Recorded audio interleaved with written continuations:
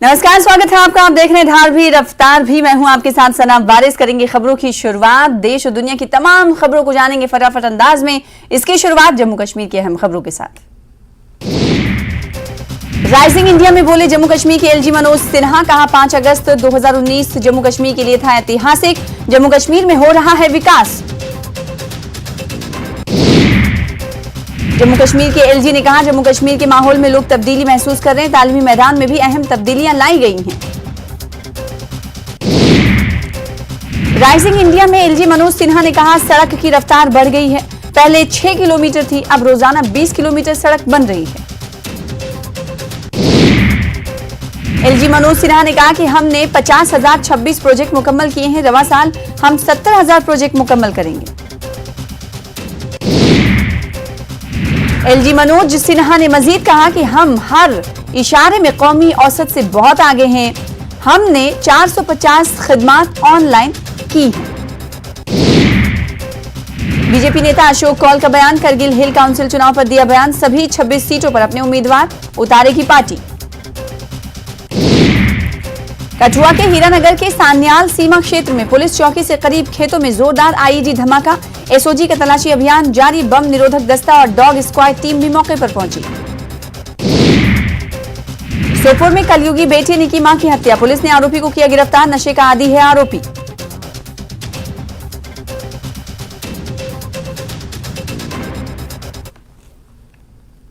से मुक्ति दिलाने का काम किया है तो नरेंद्र मोदी जी और अमित शाह जी ने किया है। मंसूबे उनके सत्ता में रहने के थे, लेकिन यहां पर सरकार आई तो सीईए जैसा कानून भी आया, ट्रिपल तलाक से छुट्टी भी मिली, 370-35 से भी गया और मोदी जी के नेतृत्व में भारत आज दुनिया की सबसे तेजी से बढ़ने वाली नंबर 1 की अर्थव्यवस्था बनी है। बट एजेंसीज का मिसयूज आज हो रहा है, ये तो ऑपोजिशन बोलता है, चाहे उस वक्त जो भी हुआ हो। ऑपोजिशन में कौन?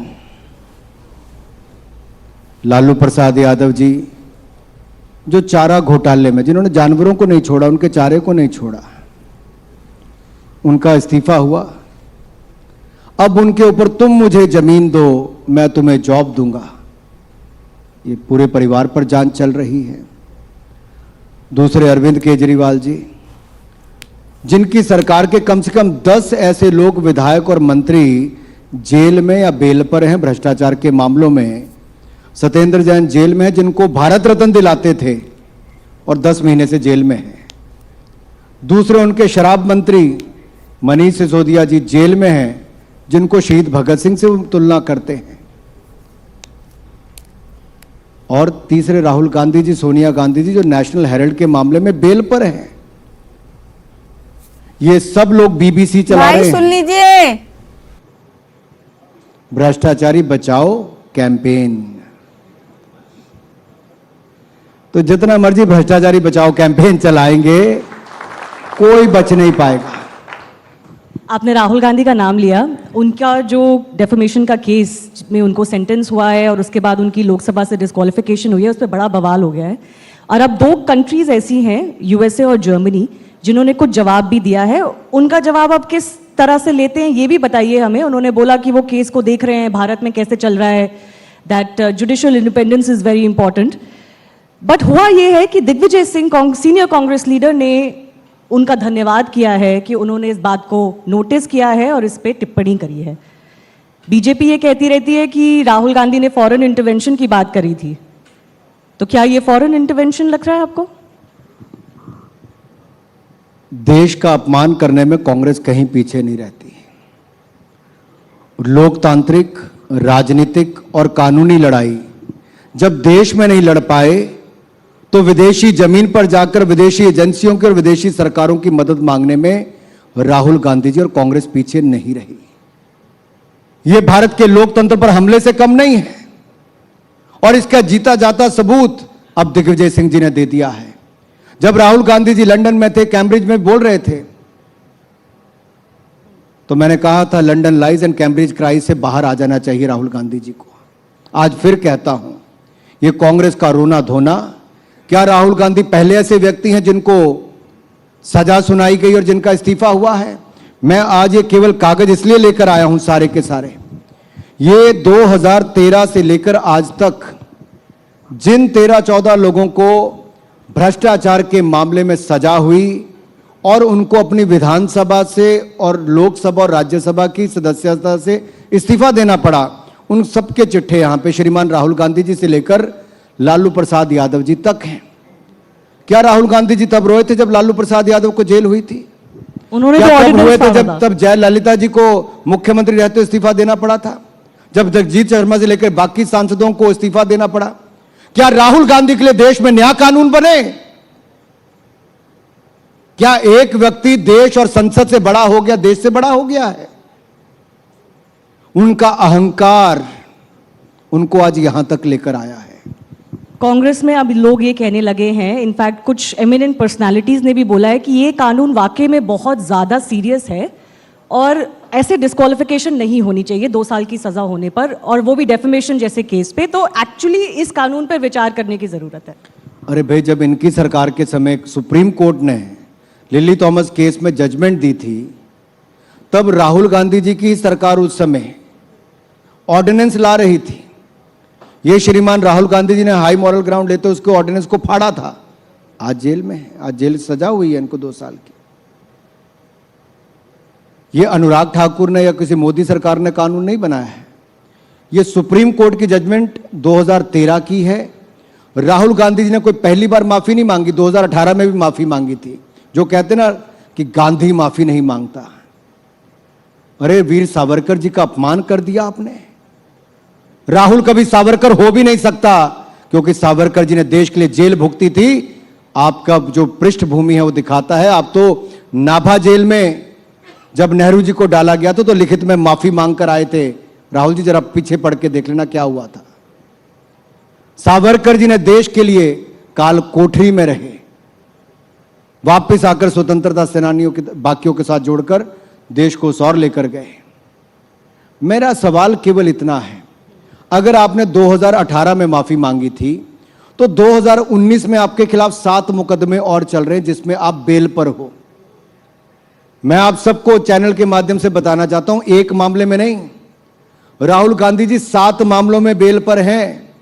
नेशनल हेराल्ड के भ्रष्टाचार के मामले में बेल पर है और ऐसे 6 और अवमानना के मुकदमे उनके ऊपर हैं जिनके ऊपर वो बेल पर हैं।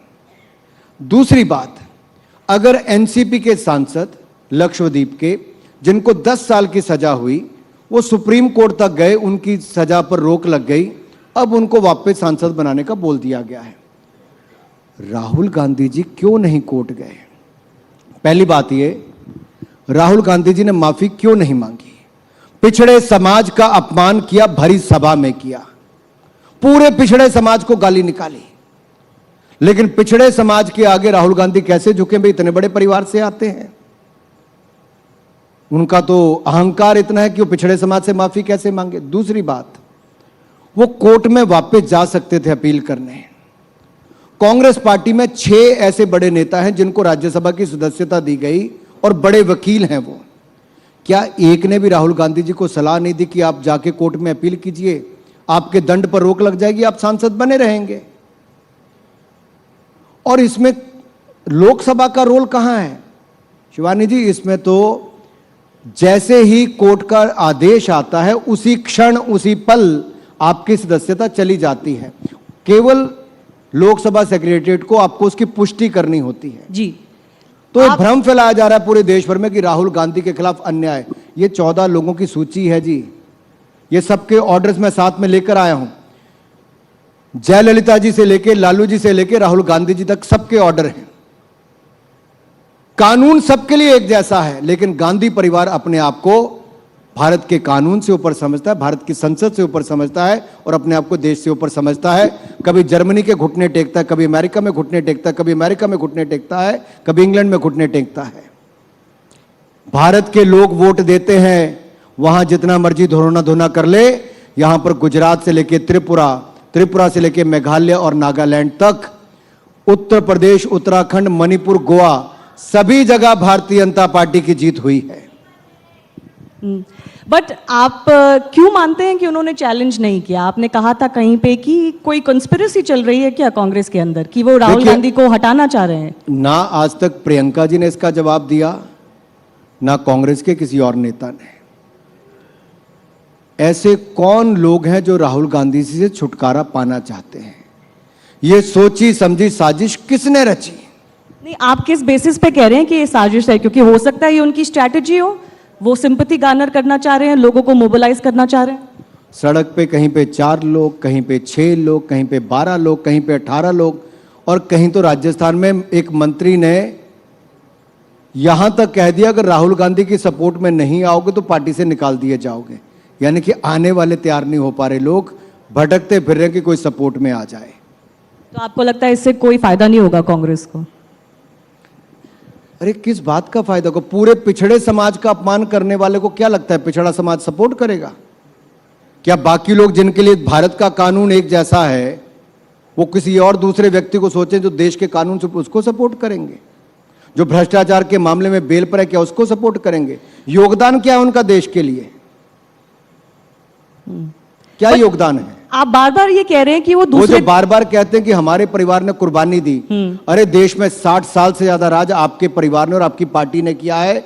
हजारों लोगों ने अपनी कुर्बानी दी लेकिन उनको सांसद बनने का अवसर भी नहीं मिला, लेकिन आपके परिवार को कई बार प्रधानमंत्री बनने का अवसर मिला है, 3 पीढ़ियों को।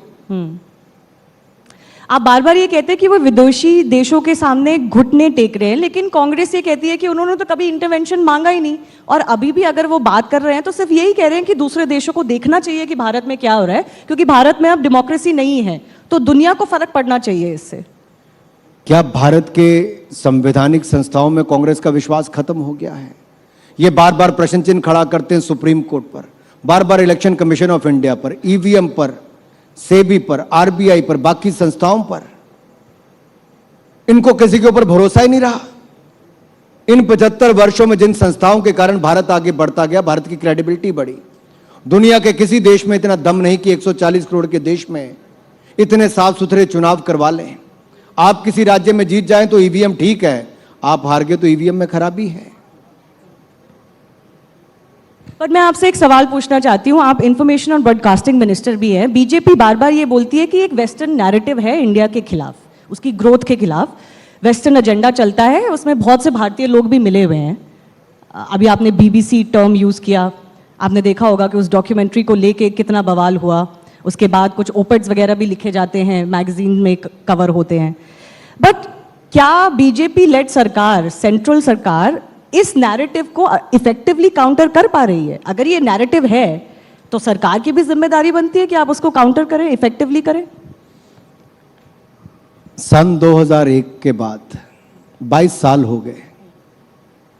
देश के अंदर और देश के बाहर, चाहे राजनीतिक दल हो या मीडिया हो, एक सुनियोजित ढंग के साथ मोदी जी के खिलाफ प्रचार किया। और मुझे बताइए, पूरे देश के कोर्ट्स, सभी जांच एजेंसियों ने अपनी जांच कर ली, सुप्रीम कोर्ट तक जाके निर्णय हुआ, तो उसके बाद बीबीसी कहां से जागी? 2023 में क्या महत्व था उसका? चुनाव आने से पहले सब ताकतें जाग जाती हैं। क्या देश के सुप्रीम कोर्ट से बड़ा बीबीसी हो गया है? आप तय कर लीजिए देश के अंदर किसका चलना चाहिए। और दूसरी बात, ये वही लोग हैं जिन्होंने मोदी जी को मौत का सौदागर कहा, नीच कहा, पिछड़ी जाति का कहा, चाय बेचने वाला कहा, और अब न जाने और क्या क्या कह दिया। लेकिन लोगों के दिलों में नरेंद्र मोदी जी बसते हैं। तभी 2014 में 30 वर्षों के बाद अगर किसी को पूर्ण बहुमत मिला तो नरेंद्र मोदी जी को मिला, और 2019 में उससे ज्यादा सीटों के साथ फिर एक बार सरकार 303 सीटों के साथ मिली तो नरेंद्र मोदी जी को मिली। और 22 साल के अपने राजनीतिक करियर में, 22 साल छोटे नहीं, कम नहीं होते। एक भी छुट्टी जिस व्यक्ति ने अपने लिए, अपने परिवार के लिए ना ली हो, अपनी मां के देहांत के, यानी कि उनको अग्नि देने के 2 घंटे के बाद वो देश के लिए अपना काम वापस शुरू कर दे, मैंने तो अपने 48 साल के जीवन में कोई प्रधानमंत्री ऐसा नहीं देखा। ये केवल नरेंद्र मोदी ने करके दिया। ये समर्पण भाव है। आप इनकी तुलना किससे करते हो? राहुल गांधी जी से। वो अपने आप को कहते हैं मैं सावरकर नहीं बन सकता। अरे भाई तुम कुछ नहीं बन सकते। हर तीसरे महीने के बाद तुम्हें फॉरेन जाना है, विदेशी यात्रा पर जाना है। जिनकी छुट्टियां देश में नहीं होती विदेश में होती, वो क्या देश के लिए समर्पित होंगे?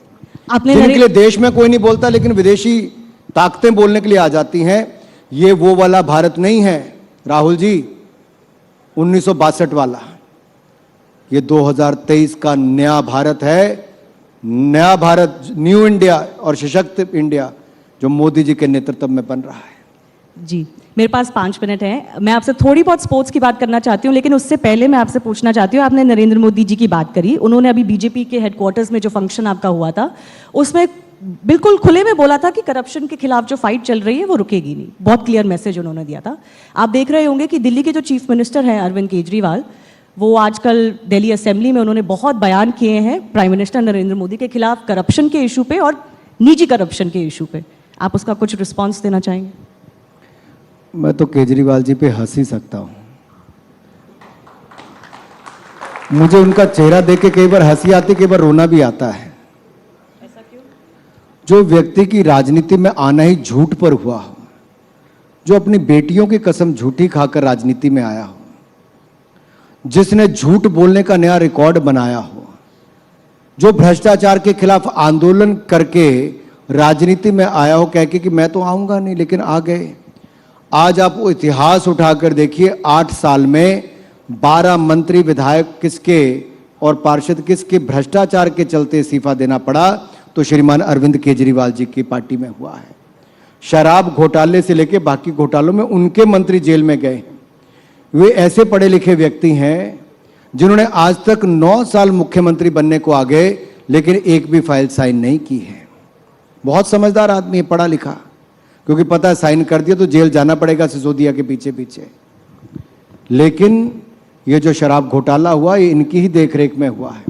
और दूसरा मैं कहना चाहता हूं अरविंद केजरीवाल जी, अगर आप में थोड़ा सा भी दम है, मैं खुली चुनौती देता हूं अरविंद केजरीवाल जी को, अगर इतना सा भी दम है और साहस है और अपनी बातों में आपको विश्वास है, तो किसी चौराहे पर आकर सभी भरी सभा में वो बातें कहो जो आपने विधानसभा में कही हैं।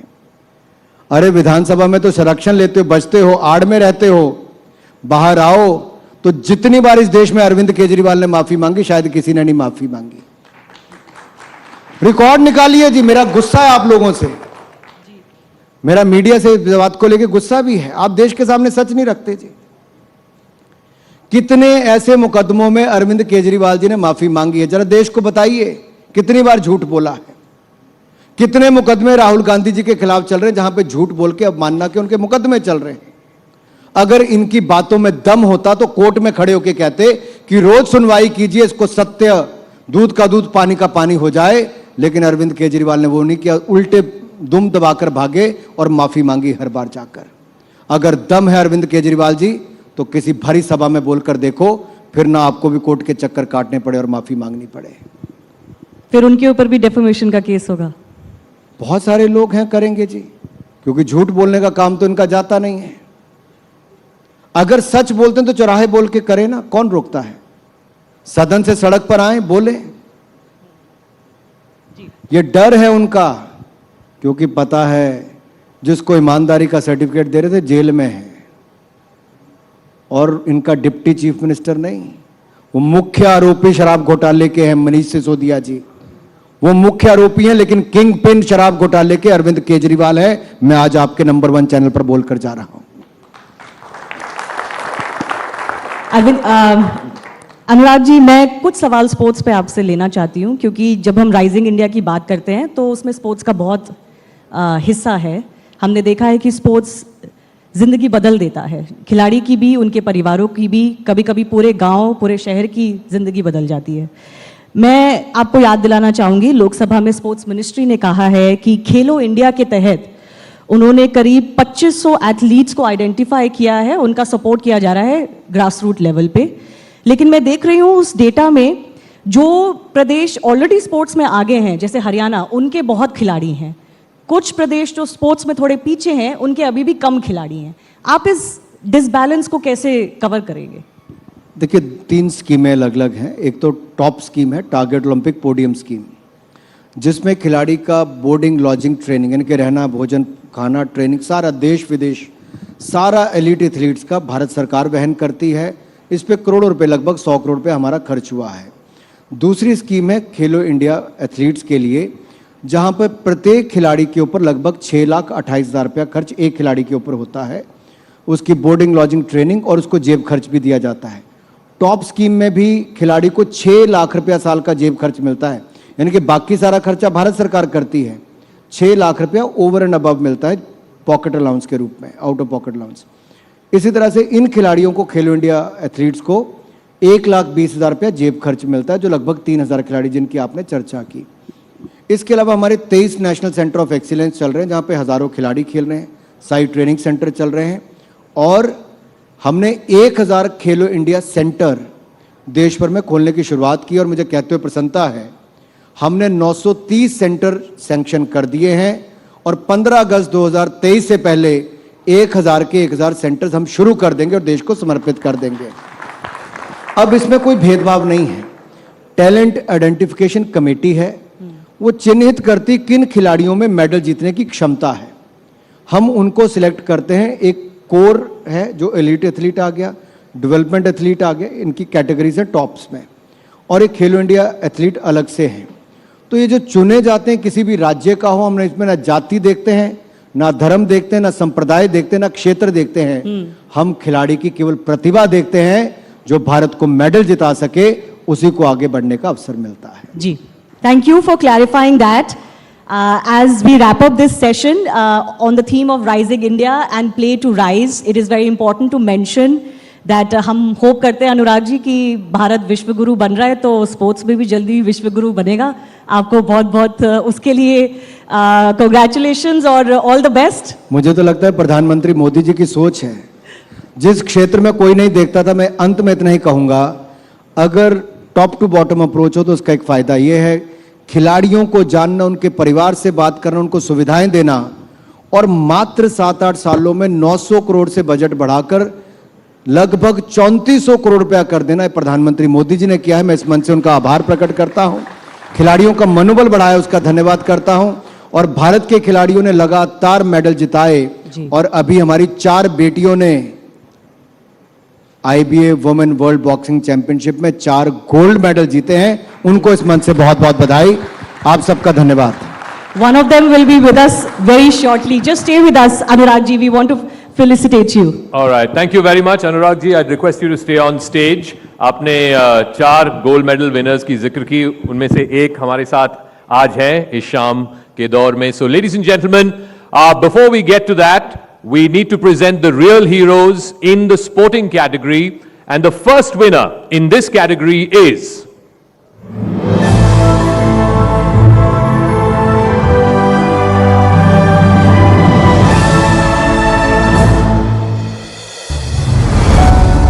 Traditional art forms are in danger of being forgotten in today's fast-paced and technology-driven lifestyles.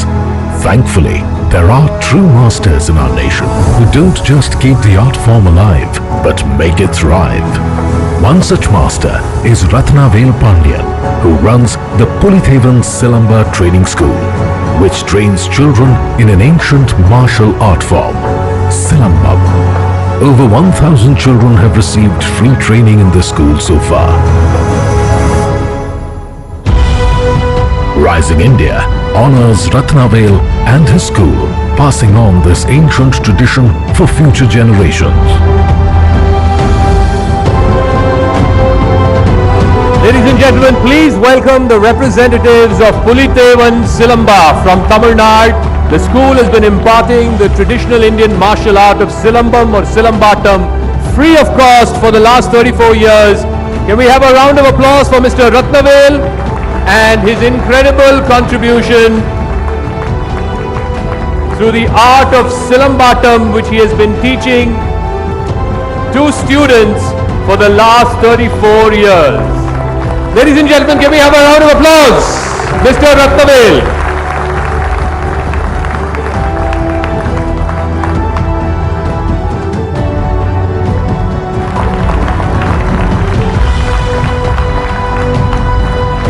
Thank you very much. Thank you very much, Mr. Ratnavel. Anuragji, I request you to stay on.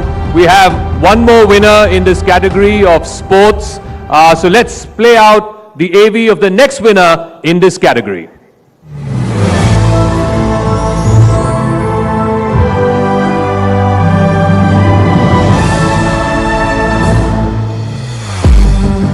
Deprived of a support system and resources, underprivileged children in the slums of India often turn towards antisocial activities. But Vijay Barse saw hope where few could. He organized a football tournament called Slum Soccer, which has become an event the children look forward to. The sport and the tournament channel children's potential productively, forever changing their lives. Rising India recognizes and salutes Barse's contribution to charting a path towards a bright future for children as well as the nation. Ladies and gentlemen, please welcome Vijay Barse from Nagpur. His founder category, this I believe will be the last award for the night, the real hero from the world of art. News 18 Network.